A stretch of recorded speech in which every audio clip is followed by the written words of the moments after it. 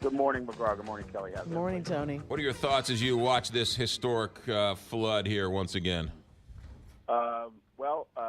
You'll be able to read them on scltoday.com later today and in tomorrow's newspaper. But basically, will we ever learn? The exact same place, in many cases, that was flooded 2 years ago is being flooded again in a very similar circumstance. And there's hardly anybody that I know who believes that 3 or 4 days of rain in a traditional situation should cause this kind of massive flooding. It's got to cause St. Louis as a region to some degree, and the state of Missouri to realize that we need to do a better job of flood mitigation, of planning, of not building in floodplains. We need to take a hard look at some of the levees in our region, some of the ones that we've reported that are built larger than they were allowed to be built.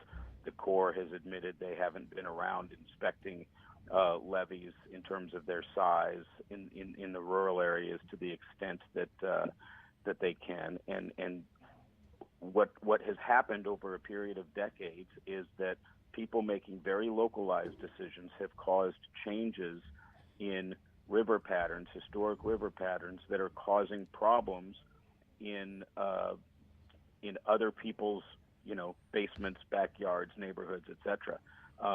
Some of this is just a natural disaster, and it is what it is, but there's more to that, and we as a community need to examine our role in causing something like this to be worse over twice in a 2-year period. Think about this: twice in a 2-year period, major interstates coming into St. Louis have been cut off. We're now calling off school for flood days. That's going to be a thing like snow days now. I mean, that can't be the new normal if we're going to responsibly respond to this. After we thank all the brave volunteers and first responders who saved lives and saved property, when we get beyond that, we need to take a hard look at what man is doing to make some of the flooding in the St. Louis region worse. It really, when you sit and you look at what we're doing, and many things has to do with the fact that we're such a fractured government, right? You've got floodplains. You've got, the latest is now Maryland Heights wants more building in the floodplain. So it's cheap land because people like us don't build in floodplains because it floods. So these big developers, they get the powers to be to give them a huge tax break. They buy cheap land, then they allow them to build in floodplains, and then use our tax dollars to build the levee so that you flood the places we picked originally because they didn't flood. It's insane what it is we're doing. There is a reason that the Chesterfield Valley used to be called the Gumbo Bottoms, because it's river bottom land. There is a reason that some of the most rich farmland in the country is in Maryland Heights, and is according to the city council there, ultimately going to be some big new Chesterfield Valley development. We need to pay attention to those reasons and not just chase the almighty dollar. And here's the thing: when people like me talk about don't develop in the floodplain, I'm not against economic development. I'm just against making the market cause it to go to a place where it should more responsibly go.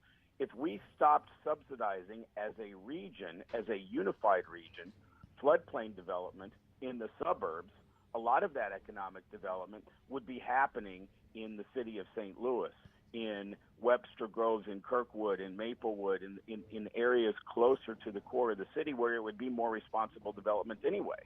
And so the economic development is going to happen. We don't have to force it into the floodplain. No, it really is. You scratch your head and you have to figure, why is Maryland Heights continuing to push all sorts of developments in that floodplain? I don't know if you can go back and sort of take Chesterfield Valley away, but at least going forward, you can have better planned management when it comes to building around here.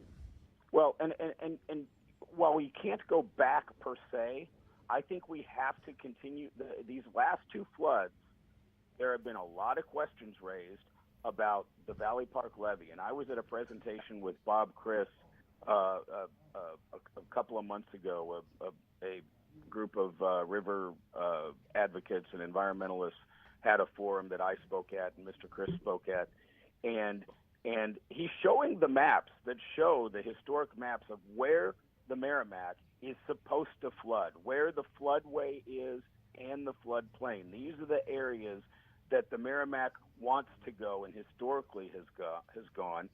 And in Valley Park, we built a levee right through that area and developed right in that area. And at some point, if you go back to 1993, after the big flood in 1993, local communities and the federal government said, hey, let's learn our lesson. And you know what they did? They bought a bunch of people out. And they moved people out of areas where they shouldn't be spending money after every flood to rebuild. Maybe we do need to start thinking about doing some of that in some places in St. Louis. Tony Messenger, we'll read about it at stltoday.com and with us every Tuesday, Thursday. Have a good week. Good to talk to you, McGraw. Thanks. You got it. 826, Big 550.